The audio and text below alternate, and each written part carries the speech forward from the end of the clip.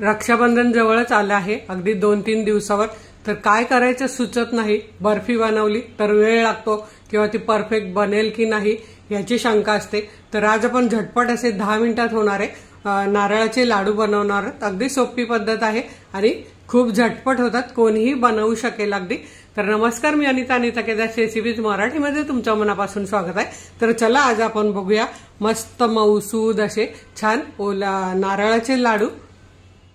आज आपण रक्षाबंधन किंवा नारळी पौर्णिमा स्पेशल नारळाचे लाडू बनवतोय.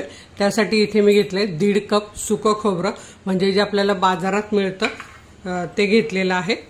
आणि ते 1.5 वाटी किंवा 1.5 कप आहे. तर आता मेजरमेंट कप आणि माझी वाटी सेम आहे, मी बऱ्याच व्हिडिओत सांगितलंय.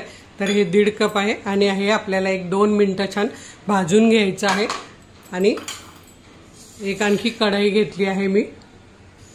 आता यात मी घालणार आहे 2 वाट्या दूध, म्हणजे अर्धा लिटर दूध, 2 कप दूध. आणि हे बघा, हे असं साई सकट घेणार आहे. तर हे बघा, आता इथे मी या वाटीने 2 वाट्या मोजून घेते. आणि वजनी म्हणाल तर अर्धा कप दूध आहे आणि पाव कप दुधाची साय मी घेतलेली आहे, जी बघा घरचीच मलाई, त्यामुळे लाडू छान लागतात. हे बघा. तर आता हे आपण दोन्ही गॅस चालू करूया. आता इथे हे सुकं खोबरं आपल्याला 2 ते 3 मिनिटं भाजून घ्यायचं आहे. आणि ते मी भाजायला दुसऱ्या गॅसवर ठेवते. तोपर्यंत ह्या गॅसवर आपल्याला हे दूध अर्ध होईपर्यंत मोठ्या गॅसवर आटवून घ्यायचं आहे. तर आता इथे मी दोन्ही गॅस चालू करते आणि दोन्ही एकसाथ करते, म्हणजे खूप झटपट होतात. तुम्हाला जर एकाच कढईत करायचं असेल तर तुम्ही सुकं खोबरं भाजून काढून घ्या आणि त्याचं दूध आटवायला ठेवलं तरी चालेल. आणि याआधी पण आपल्या जवळजवळ 8 ते 10 प्रकार नारळाची बर्फीची आहे. तर तुम्ही नक्की नारळाची बर्फी बाय अनिता केदार सर्च केलं तर तुम्हाला अगदी वेगवेगळ्या प्रकारच्या बर्फी बघायला मिळतील. तर युट्यूबवर जाऊन नक्की शेअर करा. आणि बरेच जणांच्या कंप्लेंट आहेत, म्हणजे की ताई तुमचे व्हिडिओ येत नाहीत. तर आपले व्हिडिओ येत आहेत, फक्त मागच्या आठवड्यात आलेले नाहीत. तर तुम्ही रोज एकदा अनिता केदार रेसिपी युट्यूबवर सर्च केलं तर तुम्हाला माझे व्हिडिओ नक्की बघायला मिळतील. तुम्ही बघत नाही, त्यामुळे तुम्हाला त्याचं नोटिफिकेशन येत नाही, कारण खूप सारे व्हिडिओज रोज येतात. तर त्यामुळे तुम्ही जर माझं अनिता केदार रेसिपी रोज एकदा सर्च नक्की करा, म्हणजे तुम्हाला माझे नवीन व्हिडिओ बघायला मिळतील. आता इथे मी दोन्ही भाजून घेते. खोबरं 2 मिनिटांनी, हे दूध आपल्याला जवळजवळ अर्ध करायचं आहे. आता इथे बघा, पटकन 2 मिनिटात खोबरं भाजून झालंय. हे मी काढून घेतलंय. आता आपण काढून घ्यायचं कढईतून, नाहीतर ते लाल होईल. असं पांढरच राहिलं पाहिजे, फक्त ते गरम झालं पाहिजे.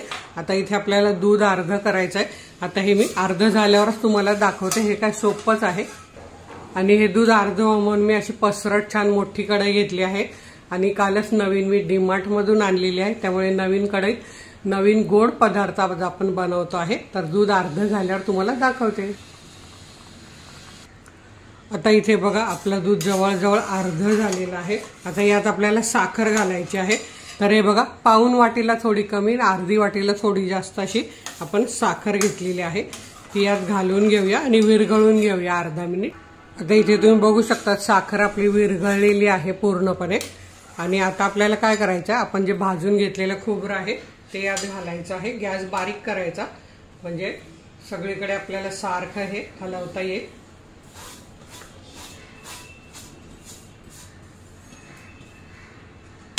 आता गॅस मोठा करायचा आणि हे हलवून घ्यायचं आहे.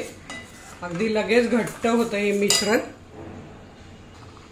तर इथे तुम्ही बघू शकतात, आपलं हे मिश्रण कसं घट्ट व्हायला सुरुवात झाली. अजून 1-2 मिनिटात हे घट्ट होईल. तर इथे 2 मिनिटं झालेली आहे बघा, आणि आपलं मिश्रण छान घट्ट झालेलं आहे. आता हे आपण गॅस बंद करूया आणि याला थंड करून घेऊया. भांडं गरम आहे, त्यामुळे थंड होणार आहे छान. आता आपलं मिश्रण थंड होतंय, मध्ये मध्ये आपल्याला हलवायचं आहे ते. हे बघा, छान थंड होतंय. तोपर्यंत पुढे काय करायचं ते मी दाखवते.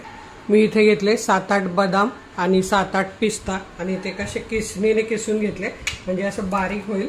हे बघा, असे किसणीने किसून घ्यायचे छानपैकी, म्हणजे आपल्याला लाडूत घालायला ते कसे घालायचे ते मी तुम्हाला दाखवते.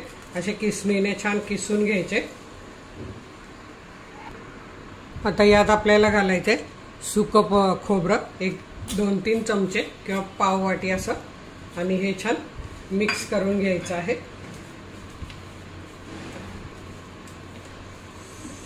आता आपल्या लाडूचं मिश्रण आपण बघूया हातात घेण्याजोगं झालंय का। आता यात तुम्ही वेलची पावडर घालू शकता।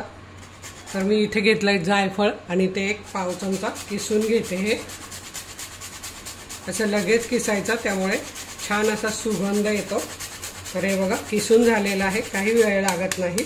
आता हे आपण मिक्स करून घेऊया आणि अजून हे थंड झालेलं नाही, थोडंसं थंड व्हायला पाहिजे। आणि आता इथे आपलं मिश्रण पूर्णपणे थंड झालेलं आहे। तर इथे आपल्याला थोडंसं हाताला तूप लावून घ्यायचं आहे आणि आपल्याला जेवढ्या साईजचे लाडू बनवायचे तेवढा गोळा घ्यायचा आहे। त्याला असा हे बघा गोल गोल फिरवायचा आहे। अगदी छान होतो आहे, इथे तुम्हाला दिसतच असेल। आणि त्याला गोल केल्यावर काय करायचं आहे, हे आपण जे बदाम पिस्ता आणि खोबरं घेतलं त्यात असा घोळवून घ्यायचा आहे। दिसायला छान दिसतं।